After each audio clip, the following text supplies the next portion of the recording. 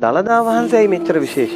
බුදුරජාණන් වහන්සේගේ අනෙක් හැම ධාතුන් වහන්සේ නමකටම වඩා වැඩිම 이르දි ප්‍රතිහාර ප්‍රමාණයක් පෑවේ අපේ දළදා මාලිගාවේ දළදා වහන්සේ. ඒකයි අපිට විශේෂ. බුදුරජාණන් වහන්සේලාට දත් කීයක් තියෙනවද? දැන් අපේ දත් කීයක් තියෙනවද? අපිට දත් තියෙන 32යි. උඩු ඇඳේ 16යි, යටි ඇඳේ 16යි.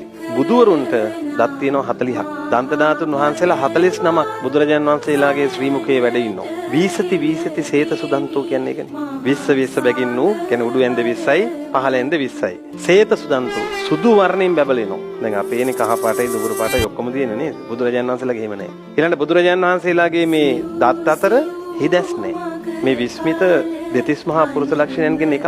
තේරුණාද? ඒ නිසා උන්වහන්සේලාට ඒ වළඳන ආහාරය, වළඳන දාණය මනාකොට ජීර්ණය වෙනවා කියනවා. එතකොට ළමයි දැන් කෙනෙකුට හිතෙන්න පුළුවන් දැන් එහෙනම් බුදුරජාන් වහන්සේගේ දළදා වහන්සේලා 49ක් වැඩ ඉන්න ඕනනේ කියලා. ඔව් වැඩ ඉන්නවා. අපිට ඇහින් දකින්න තියෙන එක දළදා